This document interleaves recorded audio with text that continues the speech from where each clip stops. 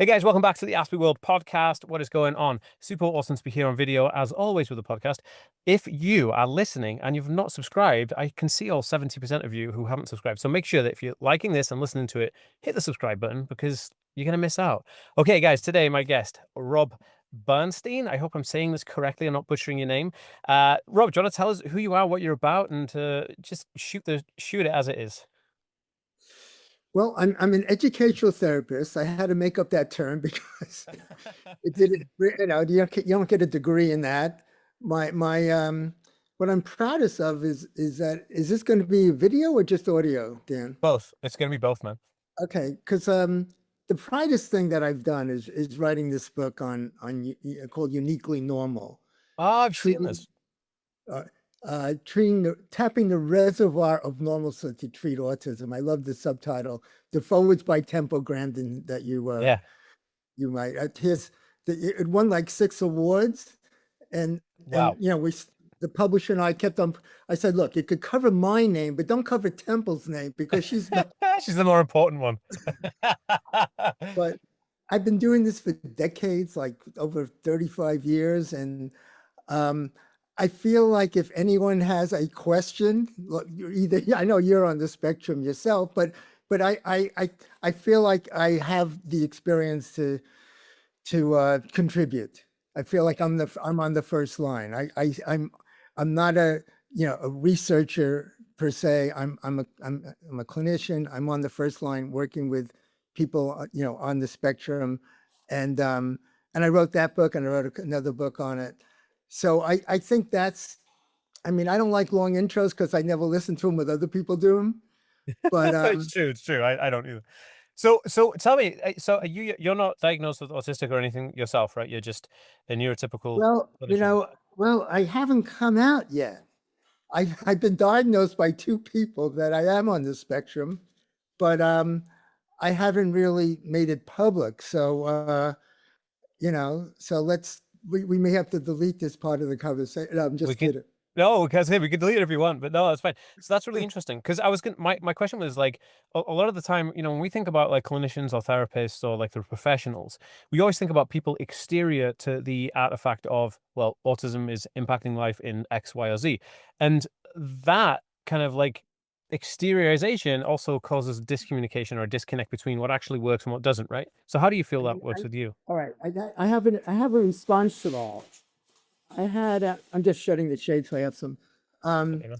I got you. I had a very prestigious physician who was the head of a cancer clinic in New York City. I mean, Yeah. she's brilliant. And she brought me her Asperger, teenager. Yeah. And we sort of disagreed. And she said, well, I have a sample of one, and you have a sample of thousands. I think I'll there is a personal aspect to this. My brother, is on the spectrum, and I was brought up with, it's Yeah, part yeah. of the intro of my book talking about my brother. He was offended by it, had to take, it's all, but I've engaged with, gone through, understanding the minds of Yes. autistic people, which is my specialty. So even though I may or may not be on the spectrum, I don't feel it's external. Sure. Because you have so much of insight into it from like a familial point of view, and also kind of like a professional civic duties as well, right?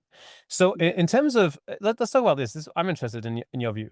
What is the most common denominator, like a single thing that you could say that is a common denominator between all autistic individuals, no matter what level?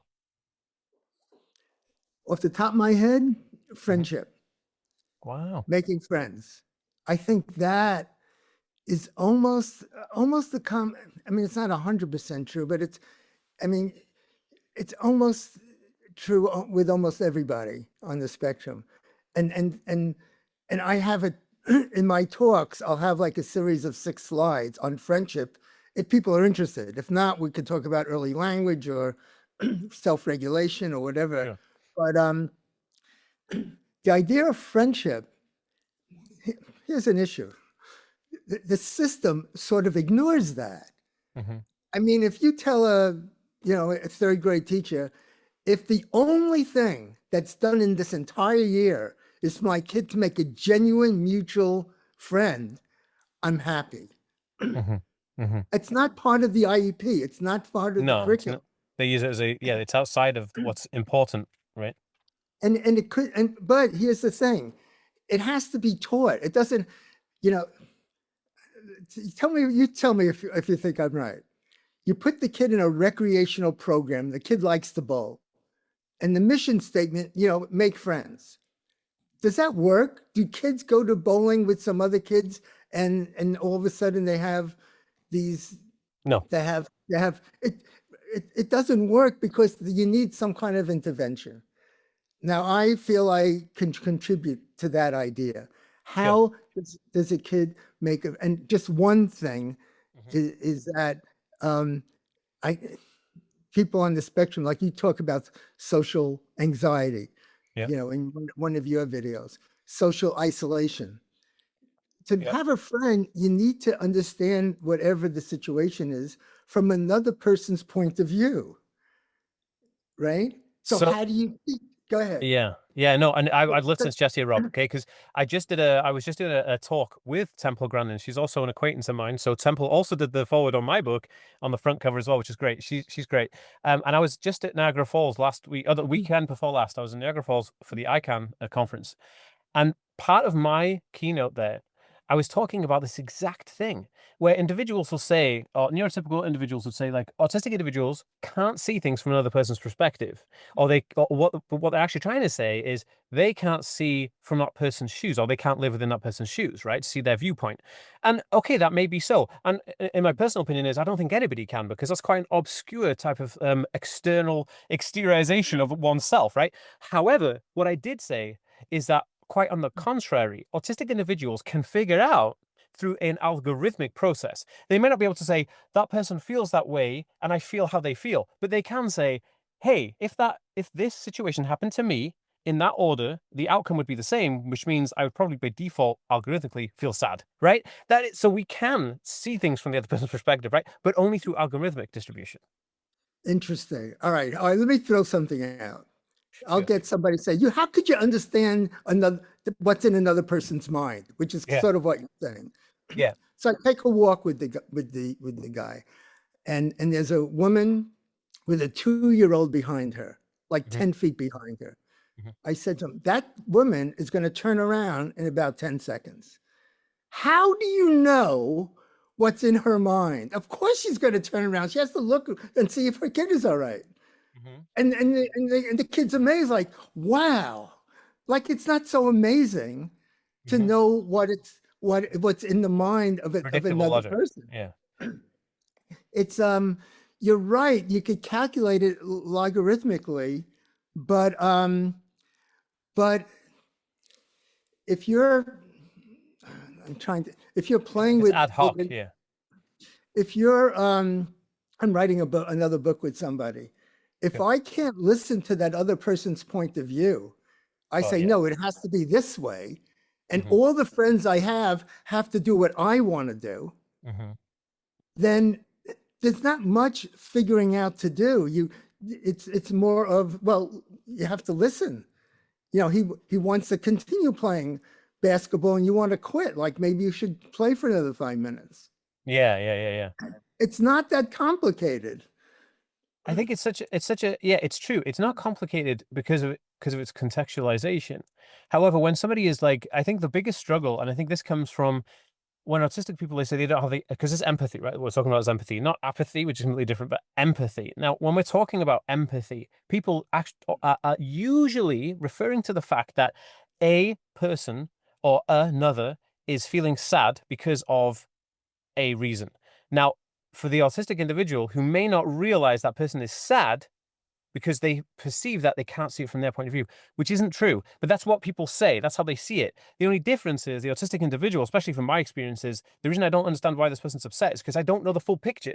If you have all the data, like you're saying, if you can see you see the woman, she has a child, then what's the logical outcome? Well, the logical outcome, she's going to turn around. Of course, why wouldn't she? This is like safety 101. So yes, when you have a complete picture, or what I'd like to say, when you have all the data or most of the data, you can compile the outcome, which is what I teach the people to collect the data.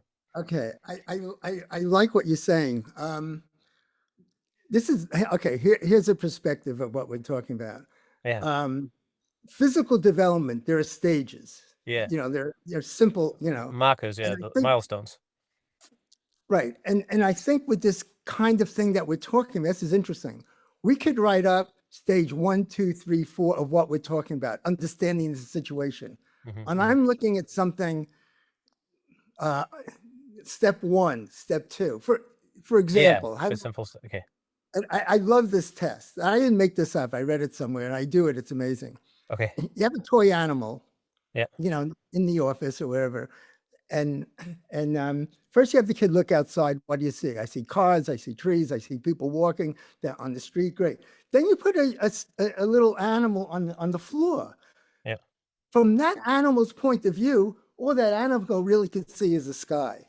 Yeah. And you ask the kid, what does that toy animal see? And that kid often, it's amazing how often I have videos of this, that kid will say, oh, they see the street and people walking. Hmm. And you're going, whoa.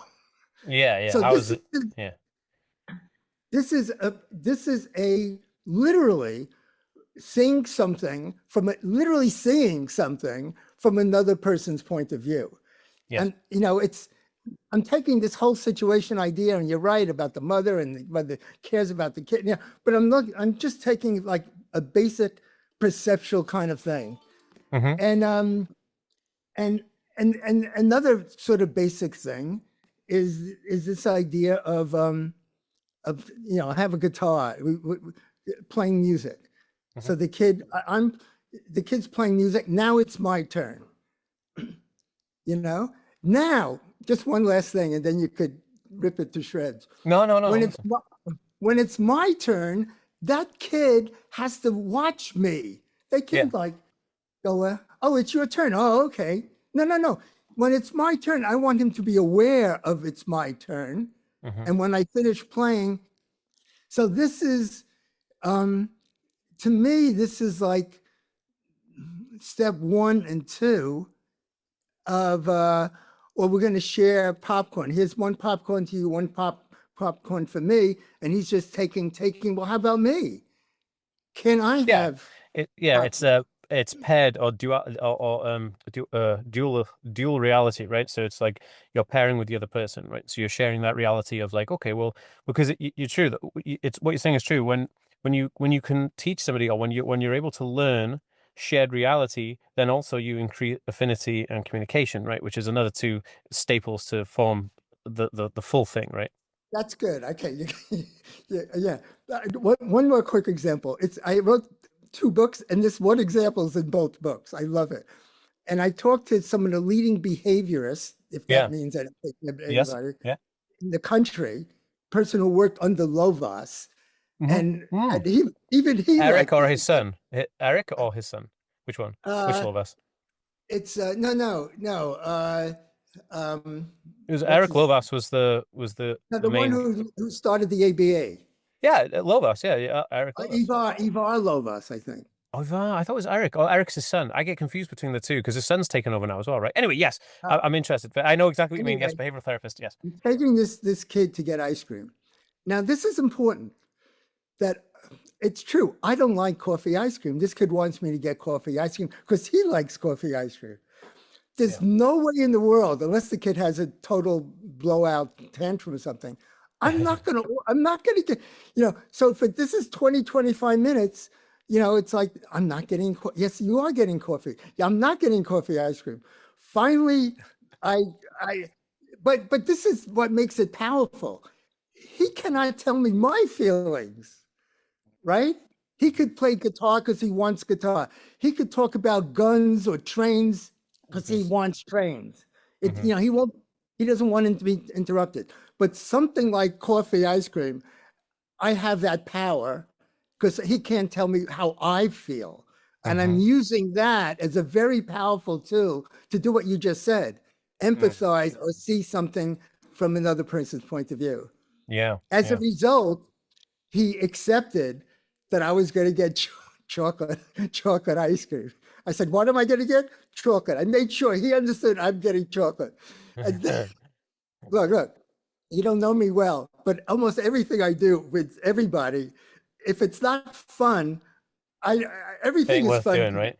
Yeah. And that might be offensive. So then I go to him after all this, after he got it. I say, "How about you? Would you want to try coffee ice cream, chocolate ice cream? How about you getting chocolate ice cream?" And he's like, Yeah. "No, no, no, I'm getting coffee." Okay. Because then he's yeah. So, but Yeah, that's a good example yeah. of Yeah, projecting this. relating to the yeah. Yeah. I love that, and it's really, really, it really is a testament to just like it's a skill set you have to kind of learn rather than you just pick up, right? For autistic individuals, anyway, because I'm really bad at like, you know, in social situations, like I had to teach myself everything. You know, I had to learn loads of things to be able to be good in stuff, and I'm still not amazing. Nobody's perfect. Obviously, you're never gonna get to perfect, but I'm close to being good at it. But you're So saying, Dan, you're saying something really important. This stuff has to be learned. yeah, I mean, this should be part of the curriculum. a To hundred see percent. some of the, you know, So. this like friendships have this stuff. What I'm talking has to be learned, and that's why I'm successful with what I'm doing, and that's why you're effective with what you're doing. Thanks, man. No, and it's I had a similar experience with like when I was doing my degree, I did a chemistry degree, and a lot of people find chemistry quite a scary subject, right? But I love chemistry. And so when I did my chemistry degree, I did a bachelor's. I couldn't hey, what is this? Beauty? What is that? What is that? I use this in my therapy. It's a propane tank, Yeah, nice. like a burner. I use Yeah, it. yeah. I Compressed love propane, chemistry. methane, ethane, propane, butane. So when I was doing the degree, I'd sit in the lectures, but I couldn't understand having the lecturer talk at me and the visuals from the screen and the handouts was way too much. So what I did is I'd go to the lecture and I would record the lecture and I'd take the handouts, then I'd pick up the recording, go home, and I'd teach myself from the lecture because like that was the only way I could do it, right? And so what on the bigger sense, the reason I'm saying that is because it's the same way with socializing or social activity or communication. It's like we as autistic individuals have to analyze it, see the protocol, then digest the protocol and see if we can apply that methodology to our lives. And that's how we do it. So we have an extra step more than the neurotypicals would. But okay, so that aside, sorry, Rob, you're going to say something. And you figured it out. How I about the thousands of people oh who haven't figured it out? They lost, they dropped out, right? yeah, You figured it out yourself. exactly, and this is that's my whole mission in life is to help autistic individuals urge themselves towards their own potential in life because like I feel like when they feel a little bit like oh I didn't figure it out they kind of they go downward spiral depression and like oh and then it's really Right, bad and I don't want that for right. anybody. I want the best life for everybody possible, and I want to help them get there. But I do one-on-ones, dude. Like I coach individuals on the spectrum one-on-one, and it's the best thing in the world because when that glass shatter moment happens, it's like, yes, man, let's go. Okay, That's so right. my question for you then, this is more of a broader term. How do you think intellectual ability or IQ or intellect as a whole um, plays a role in autism? Because myself and my future wife, my fiance, we both have the same diagnosis. We both have ASD level one. Well, no, I have ASD level two. She has ASD level one, and both have ADHD. She's a master. She's a doctor of dental surgery and a master's in dental biomedical science, and I am a BSc in chemistry, right? And so we're both kind of like academics, but we both have the same IQ. We have an IQ of 143 plus, right? Both of us. And so we're classed as gifted people. This is interesting because I said to her, wow, this must be because of our Asperger's diagnosis. And she said, no, it's our personalities, because even if we had autism or not, we'd still be that intellectual. What do you think about this, Rob? Oh, that's an interesting question. I mean, and you probably know this better than I do. The genius allele or gene is it's almost it's like a flip side of autism. This is one study that showed this. So autism and or Asperger's are the Bill Gates of the world, right? Yeah, yeah, yeah. The you know And Elon the Musk. Yeah. genius. What's that? Elon Musk as well has Asperger's syndrome. Right. So there is a there's a correlation to that, but my but like it's a curiosity, but aren't you more interested in you getting along with your fiance and having being on the Mm. same page and being successful and helping each other 100%. with the, yeah, 100%. 100%. However, the reason I asked that question was because autistic individuals sometimes, and I've done it myself, we see ourselves as intellectually inept sometimes, right? Because I have to almost feel like I'm outside of the zone of norm. Like everybody moves at a certain pace and they talk. It's like being all by yourself in a crowded room. Like everybody speaks a different language, everyone does the stuff, and you're like, what the flipping heck is going on? And so then you feel like you're intellectually inept. And so when we feel like that, that's detrimental. It gives us less motivation and less self reassurance. The reason I say this is because if you say if we could, you know, the more I think like if I said to somebody, "Hey, you're on the autism spectrum," and this actually gives you an ability above the rest, right? Of a bit of an intellectual way of thinking about things, or your creative aspects intellectually are going to be better than the average person. That would give that person the motivation to realize that they are more powerful, and that's the reason I asked that question because my okay. fiance is like, "Oh, I don't know," but I'm like, I believe so because I believe that reinforcement of realizing how your potential is actually way higher than you think. Okay, I get it. Um, you're right. The only problem is that everyone else has to also get it. So Yeah. I have Yeah. somebody who does physics, and he's amazing with physics. He just took this math class, this test. He was the only one in the class who got this problem right. Mhm. And then the teacher went over to him and says, "Wow, you got this right. How'd you do it?" He literally couldn't explain it because Mm, he learns in a totally different way. mhm, It's like a he does the Rubik's cube just by feel. mhm, It's not an intellectual thing. mhm, mhm, So he gets into a flow and he gets it, and it has nothing to do with explaining and going step by step and by step. So you're right. People on the spectrum are different in an amazing way, and the world needs to just embrace that mhm. and capitalize that on that. Um, I mean, there are institutions that we have that will um, say, "Listen, just I'm going to leave you alone. You just invent the next, You just right? The yeah, you next, get on with it, right? yeah. You know." And my kid's on the spectrum, so he's sort of like that. Um, I love but it. the problem is exactly what you said. That here's an example with my own kid. When he was 4, I asked him how much is 4 and 4. He said 8. I said, "Great, my kid's a genius." I said, "How'd you do it?" He says, "Well, I know 10 plus 10 is." He said, 5 and 5 is 10. I take away 1, I take away 1, and I get 8. I said to myself, this kid's in trouble because in Mhm. school the teacher's going to They're say gonna 4 see and 4, 4 circles, 4 yeah, yeah, circles. yeah. He's going to think there's something wrong with him because Yeah. he's not doing it The the by the book. standard Yeah, way. yeah. And then it's what's wrong with me? My younger sibling is getting it, and everyone in the class is getting it. Why am I not I getting it? Right? dude, And then you I feel totally relate. your self-esteem, and Yeah, people, exactly. and the book that I'm writing now has to do with changing the system, that we need to appreciate a different way of learning, a different way of thinking, Yeah, yeah. instead of destroying these people and having them drop out. And it's it's disrespectful is what it comes to.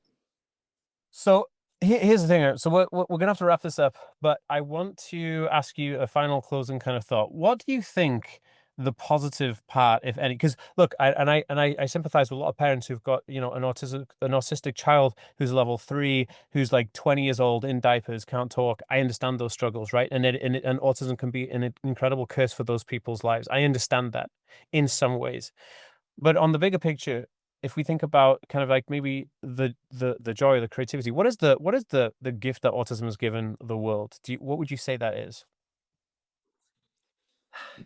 It's a gift that needs to be seen. Mhm, In other words, my expertise in one of them is like relationships, because there's always a relationship issue. mhm, You can have a gift, but if it's not understood and not seen, then it's just it's wasted. mhm, It doesn't work. The satisfaction that you get and I get from our work is that there's a result. We change people's lives sometimes, immediately. Yeah. Yeah. And these gifts, I would rather a teacher, instead of marking something wrong, Yeah. or show my work. You can't Yeah. show Yeah. this work. I would No, yeah, it's rather because it's teachers in the say, I would rather a teacher or the universe say, wow, you got it right and you can't show your work. How did you do that? Yeah, when we don't, yeah, the insight to that is who just does, yeah, yeah, how does your mind work? yeah, You know, like yeah, what, exactly, like exactly. that should be incredible. And then they may tell you or show you, and like that's that's that's what I do with every person I see. I see how their mind works, and that I invent the wheel with every person, and Yeah, that's what's so exciting about this whole work. And so probably everybody has this kind of gift, yeah. but we need to Be able to receive it show that and somehow. Yeah, understand it, yeah. and give them a chance to explain it, I and love it. and uh and help these people get through the day Yeah, sometimes. A yeah, quick yeah. example, a girl knows that high school girl knows that she's gonna have a meltdown. She Hmm. could feel it. So the thing that calms her down is drawing on her iPad. And the teacher's saying, stop drawing and pay attention. And I'm And she's like, involved. If you continue to do it, you're gonna have an incredible meltdown. You're gonna have you're gonna make things so much worse.